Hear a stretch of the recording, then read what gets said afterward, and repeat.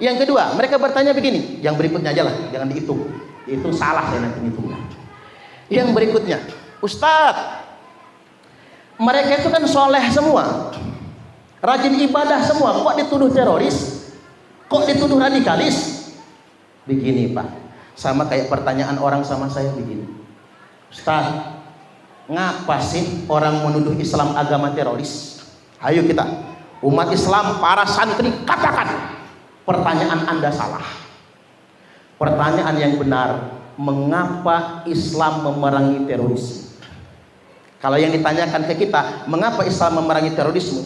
Atau mengapa Islam mewajibkan kita memerangi terorisme? Wih, banyak betul dalilnya. Lalu mereka ngomong lagi, Ustaz, teroris itu kan produk barat, kan begitu. Radikalisme itu kan istilah dari barat. Oke, kita nggak pakai istilah ini. Hilangkan radikalisme ini, hapus. Hilangkan terorisme, hapus. Kita pakai istilah yang Islam. Apa itu? Khawarij. Khawarij itu adalah semua aliran, semua firqah yang mengajak kita keluar dari ketaatan kepada pemerintah yang sah, itu adalah khawarij. Tak ulang lagi, semua paham, semua aliran, semua kelompok yang mengajak kita keluar dari mentaati pemerintah yang sah, itulah khawarij. Lebih gak enak Bapak Ibu, definisinya lebih gak enak kalau pakai ke khawarij itu. Sekarang kita jawab pertanyaan, mengapa Islam memerangi khawarij atau memerangi terorisme? Nabi sallallahu alaihi wasallam telah bersabda, yakhruju qaumun min ummati, akan keluar sekelompok orang di tengah-tengah umat. Ini pakai fi'il mudhari' nih Bapak Ibu. Artinya sesuatu yang pasti terjadi. Yakhruju qaumun min ummati, akan keluar sekelompok orang di tengah-tengah umat. Bukan rajulun, qaumun, suatu kaum. Yaqra'unal Qur'an, mereka semua fasih-fasih membaca Al-Quran. Laisa qira'atukum ila qira'atihim bisyai', di mana bacaan Quran kalian tidak ada apa-apanya dibandingkan dengan bacaan Quran mereka. Tuh kan? Ini Nabi ngomong bukan depan masyarakat Purwosari, Pak. Nabi bersabda bukan sama saya. Di depan Nabi itu ada Abu Bakar, Umar, Utsman, Ali. Di mana bacaan Quran kalian ini, kata Nabi, tidak ada apa-apanya sama bacaan Quran mereka ini. Wala salatukum ila salatihim bisyai', salat kalian tidak ada apa-apanya dibandingkan dengan salat mereka. Wala siyamukum ila siyamihim bisyai', puasa kalian tidak ada apa-apanya dibandingkan dengan puasa mereka. Nah ini buat ngejawab kalau ada yang ngomong, kan mereka rajin sholat, kan mereka rajin puasa, kan mereka rajin ke masjid, apa dituduh teroris, mengapa dituduh radikalis? Ini jawabannya. Kalau urusan ibadah, hebat mereka sholatnya daripada kita, hebat mereka tahajudnya daripada kita, hebat mereka baca Quran daripada kita. Itu khawarij. Disebutkan dalam riwayat Imam Ahmad, yahkiru ahadukum amalahu min amalihim, salah seorang di antara kalian minder kalau membandingkan amalnya dengan amal mereka semua. Pasti minder. Waduh, minder nih, hebatan dia. Kalau kata Imam Ali karramallahu wajhah, yang akan kita perangi hari ini adalah yang menghatamkan Al-Quran paling sedikit 1 Jumat sekali. Kalau 1 Jumat sekali kan 7 hari, berarti 4 juz lebih menghatamkan Quran per hari. Tapi ingat, menghatamkan Quran sekali itu 4 juz bukan membaca mushaf, tapi dalam sholat tahajud. Luar biasa, subhanallah. Sekali tahajud khawarij itu 4 juz paling dikit bacaan, 4-5 juz sekali tahajud. Maka kalian pasti minder, kata Nabi. Tapi jangan pernah minder. Fa idza kharaju faqatuluhum, kalau kelompok itu sudah keluar, perangi mereka semua. 3 kali nyebutnya dalam hadis ini. Fatuba liman qatalahum, beruntunglah yang berani memerangi mereka semua. Untungnya Bapak Ibu, memerangi radikalisme di Indonesia paling bermartabat sedunia internasional. Makanya saya terharu betul Pak. Umar Pate ya. Saya sampai nangis tuh nonton video Umar Pate itu. Secara nurani saya sebagai sesama saudara sebangsa, sebagai muslim, saya 1000% percaya Umar Pate benar-benar sudah bertaubat atas semua dosa-dosa yang beliau ikut upacara bendera. Mengapa Umar Pate masih hidup Bapak Ibu? Karena beliau di Indonesia. Kalau di Malaysia udah digantung Pak, udah dipancung. Apalagi di Arab. Di Arab itu begitu, langsung hukum pancung. Indonesia menurut saya negara yang paling bermartabat memperlakukan mereka semua. Bersyukurlah kita di Indonesia ini.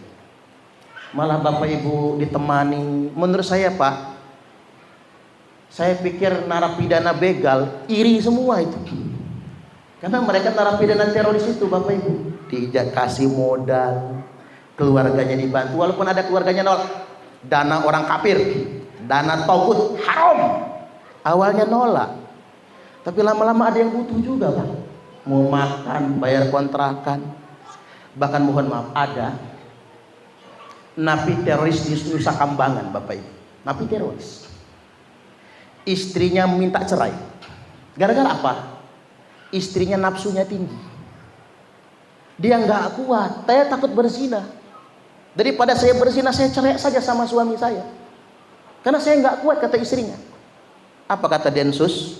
Bu, ibu mau nggak kami antar ke Nusa Kambangan, ke Cilacap, kami sewakan hotel, kemudian ibu bisa tidur dengan suami ibu di sana. Ya maulah kata dia, dibayar negara, diongkosi negara, bisa kumpul. Suaminya nangis sejadi-jadinya, tobat ya Pak. Yang tadinya mengharam-haramkan, mengkafir-kafirkan polisi, sekarang beliau tobat dan betul-betul berjanji akan mendakwakan Islam yang rahmatan lil alamin. Karena apa? Indonesia sangat baik memperlakukan itu semua. Dan memang SOP-nya di negara kita ini nggak boleh asal tembak kalau nggak melawan, sampai sedemikian rupa. Makanya saya ingin tegaskan sekali lagi, ya kalau kayak di negara Arab, 21 negara Arab ya Pak, ya jangankan begitu, 21 negara Arab itu masjid saja pemerintah yang menentukan. Imamnya harus dari pemerintah, khotib dari pemerintah, dan harus bermadzhab Hambali kalau di Arab Saudi. Kan kita juga tahu kan, yang merantau ke sana, yang kuliah di sana, tahu semua. Saya kalau ke Mekah itu Pak Dr. Ali Murtada, Pak Ustadz, saya sering ke Rusaifah, itu pusatnya madzhab Syafi'i di Mekah. Pusat madzhab Syafi'i, karena saya kan bermadzhab Syafi'i ya Pak. Saya ke sana. Di sana ulama-ulama di sana enggak boleh ada yang jadi imam di masjid. Tapi mereka maklum, enggak protes enggak. Karena ngapa? Mereka bermadzhab Syafi'i. Bismillahnya dijaharkan. Sedangkan Mekah secara resmi Arab Saudi bermadzhab Hambali. Bismillahnya disirkan. Itu dimaklumi sekali itu. Hal yang sedemikian rupa. Tapi kalau bughah mendelegitimasi pemerintah yang sah, kalau di Arab nggak ada kemakluman, langsung eksekusi. Oke, saya masuk ke hadis yang berikutnya. Saya khruju qaumun fi akhir zaman.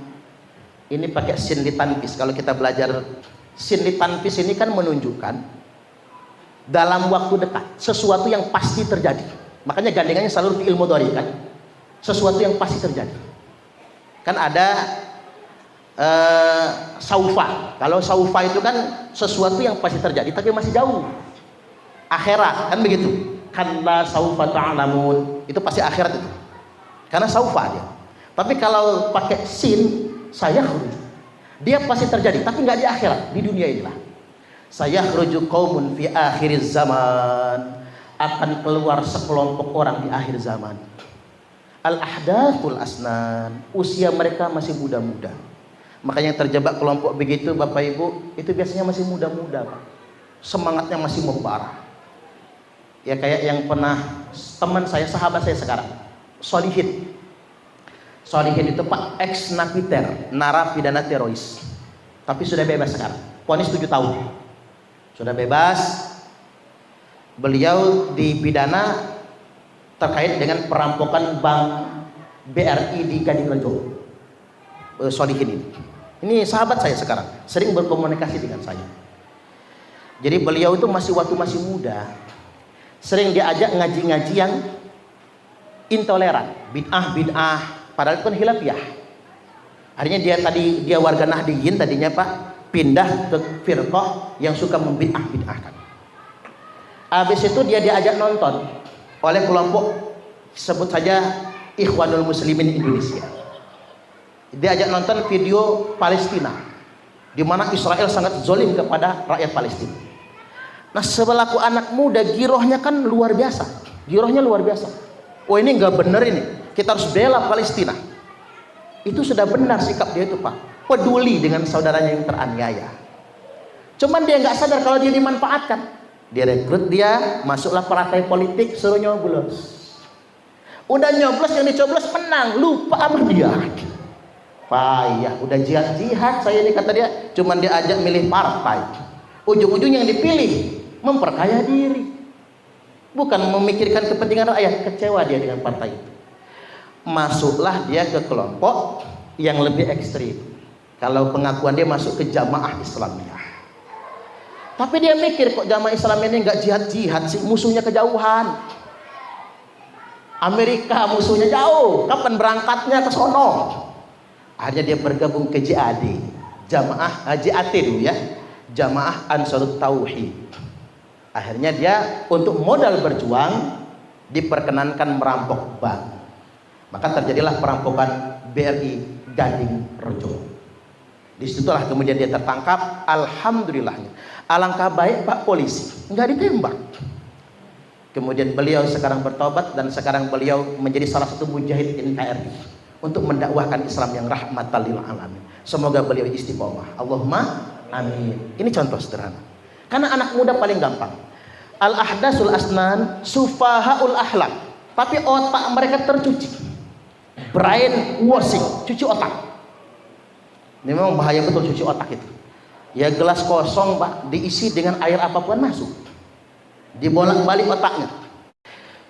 Usia mereka masih muda-muda, otak mereka dicuci. Yaquluna min khairi qaulil bariyah. Cuman mereka itu menjebak umat. Perkataan mereka selalu Quran, hadis, akan benar semua. Yamrukuna minad dini kama yamruku sahmu minar ramiyah. Mereka akan keluar dari agama ini seperti keluarnya anak panah dari musuhnya menuju hewan mangsanya. Apa maksudnya? Hari ini mereka sholat bersama kalian kata Nabi. Besok dia akan menghalalkan darah kalian. Maka fa'aina malaqitumuhum faqatuluhum. Kalau mereka sudah keluar, dimanapun kalian jumpai mereka, maksudnya faqtuluhum, maka perangilah mereka. Fa inna fi qatlihim ajron liman qatalahu yaumal qiyamah. Karena sesungguhnya pahala memerangi mereka itu sangat besar bagi yang berani memeranginya pada hari kiamat nanti. Mohon maaf, hari ini ingin saya tegaskan, yang gede pahalanya itu bukan Khawarij, yang gede pahalanya itu bukan kelompok teroris, tapi yang gede betul pahalanya Densus 88 bersama semua aparat TNI Polri yang berjuang memerangi teroris. Maka Nabi bersabda, syarru qatla tahta adimis sama. Seburuk-buruknya kematian di bawah kolong langit ini mati sebagai khawarij, mati sebagai teroris. Wa khairu qatla man qataluhu, dan sebaik-baiknya kematian adalah mati gugur melawan teroris. Seperti polisi yang asal Lampung. Polisi asal Lampung Pak.